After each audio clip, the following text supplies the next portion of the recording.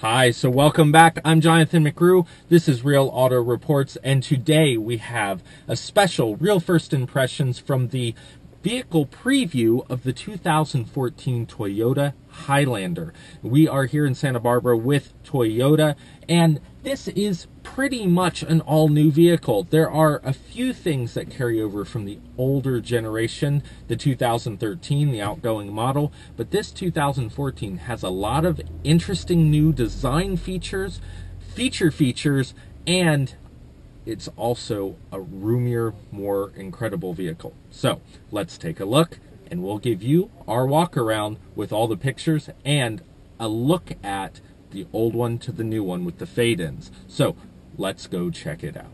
From the front, you're going to see a very different Toyota Highlander for 2014. If you look at the old version that we have here, and then we fade in to the new version, you can really see the difference. The new version has a much more aggressive appearance. It's a bolder styling design in the front here. You can see if you look at the badge in the center of the grille that chrome line follows around the curve of the nose, and it goes through the belt line of the car down the shoulder.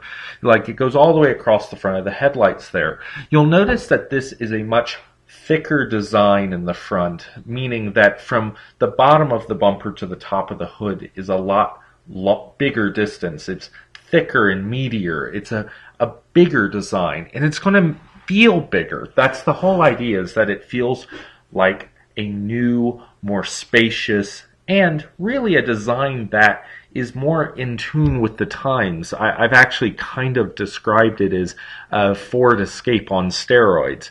And with 8 seating capacity now, it really does give you that extra added room where the old Highlander could only seat 7 at a maximum capacity.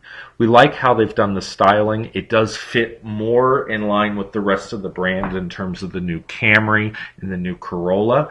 And you'll also see the packages structured more like that. And we'll talk about that more when we get into the interior. But before we get there, let's take a look at the side and see how this crossover SUV has really changed. And remember, this is a unibody, not a body on frame, and that's what Toyota wants. And we'll talk about that more as we look at the side. From the side, you're going to see the same kind of drastic restyle on the 2014 Highlander. And as we fade into it, you see a lot of detail, a lot of sheet metal sculpting that didn't exist on the other vehicle in the previous generation. The other vehicle had some sculpting and it had some insets, but they've turned the volume up on this new model, and you can see from the front to the back, the door handles are in a diagonal motion from the lower left to the upper right of the rear of the car. You can see these flares around the wheel arches that they've built into the body side of the vehicle. And of course, you have these nice insets down along the lower portion of the door that give it that more sporty performance kind of styling.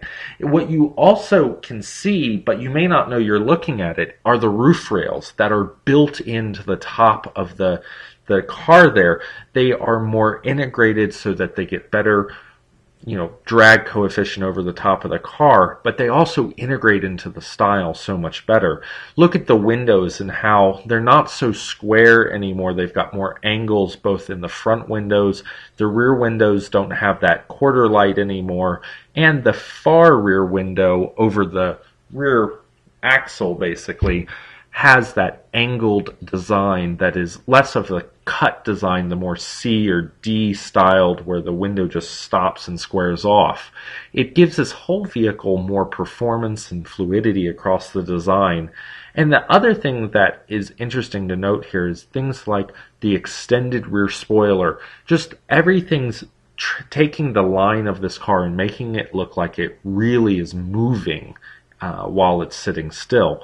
The other thing that is neat about this is that the sheet metal is so dramatic that Toyota engineers told us, and designers said that they had to actually break some of their rules of bending the sheet metal and how they do that in order to get this design. So it's dramatic for Toyota, and they really do hope that their consumers will like this new face of the 2014 Highlander.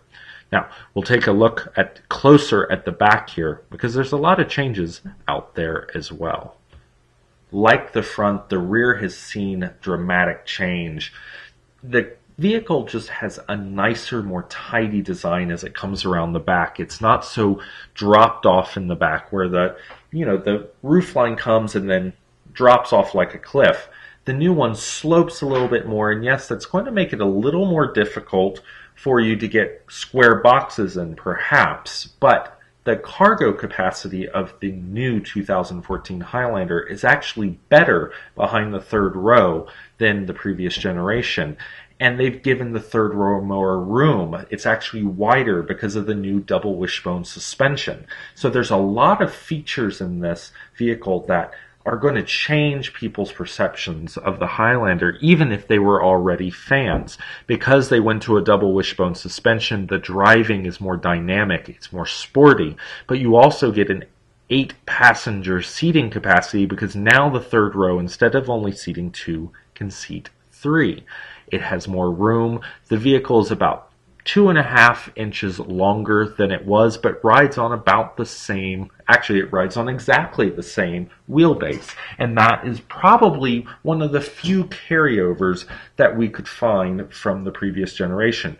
We're told that the structure underneath the car may have some other similarities to the outgoing generation, but mostly this is over 90% new for 2014.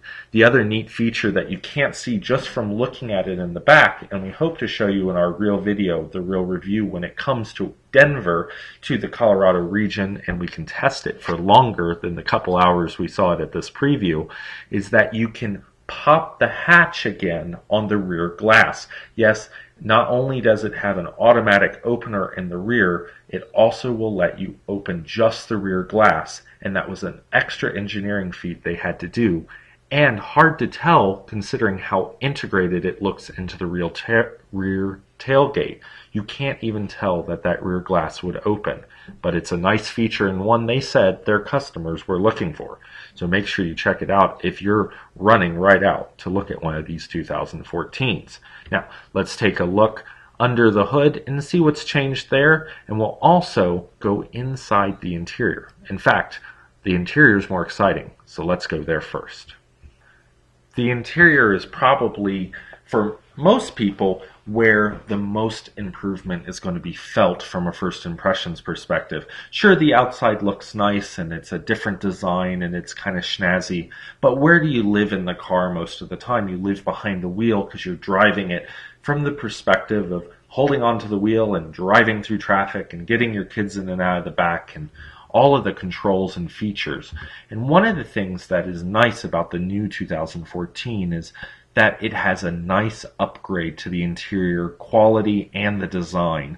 Toyota's been working their way through each one of their vehicles. The Camry has a new design, the Corolla has a new design, and I think some people won't like it that are diehards, but I think Toyota in the long run is doing a great thing here because you can see the elongated dashboard now. Things are more centrally located, easier to reach. There's also a shelf that is between the top center stack where you see the new 8-inch touchscreen for the navigation system when it's equipped, and that thin center bar where you have your climate control, your dual climate control, and the digital function.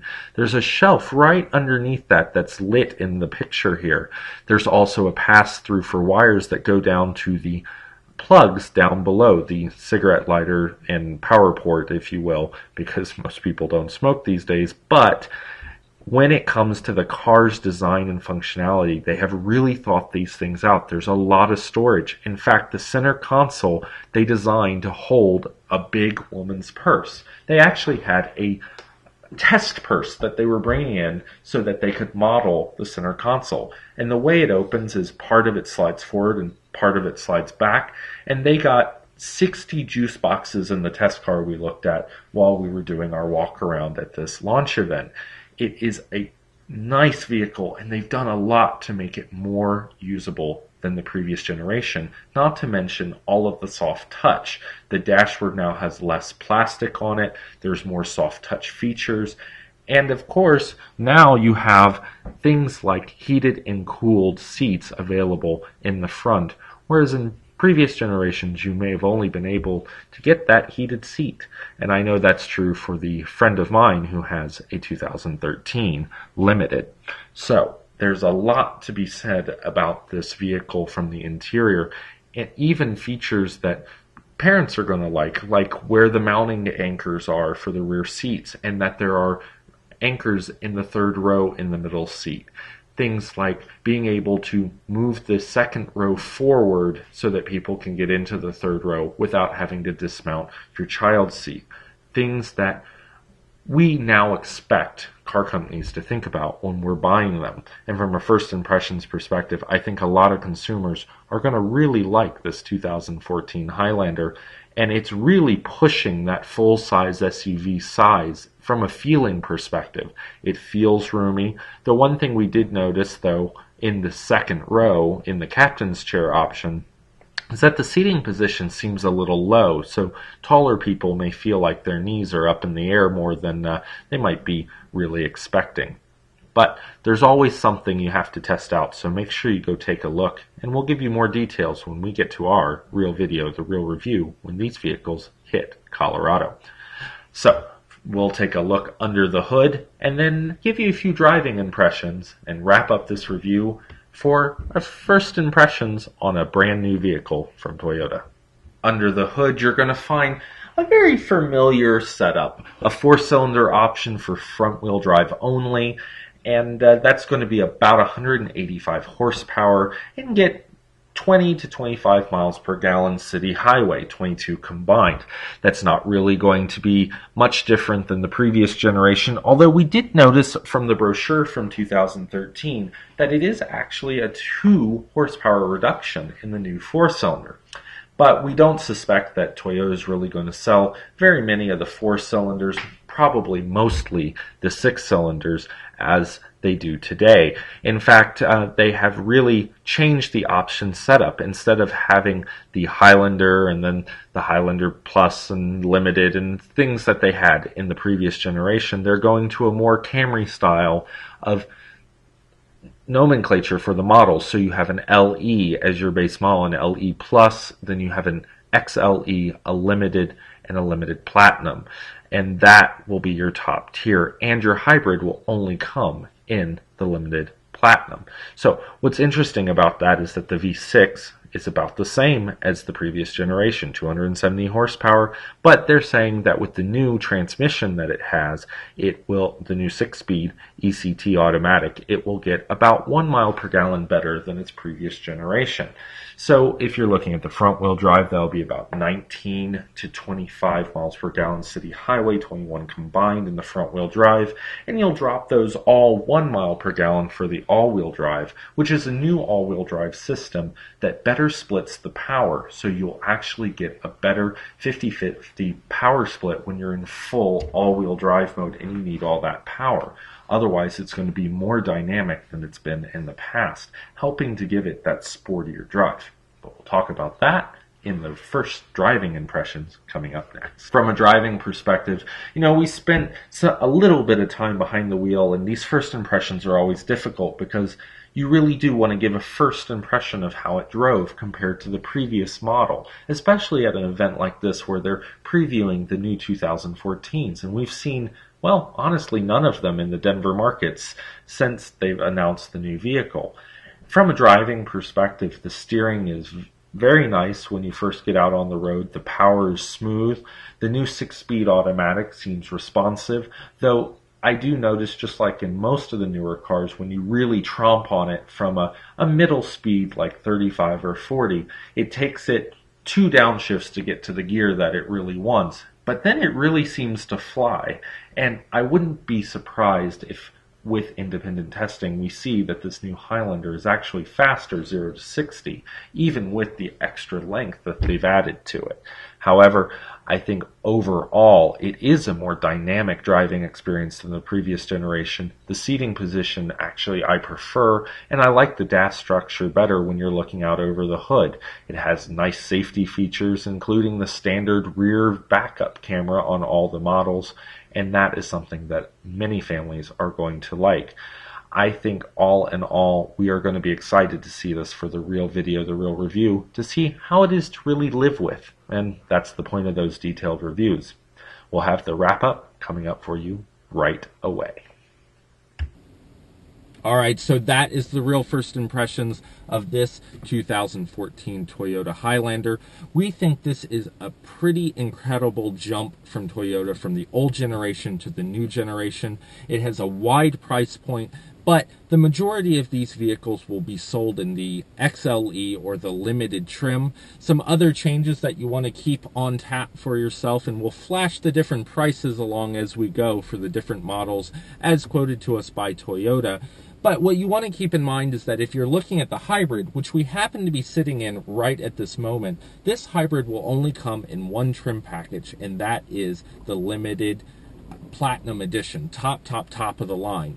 Everything else you'll be able to get some more options on. But this one, if you're going to go green, you're going to go top of the line.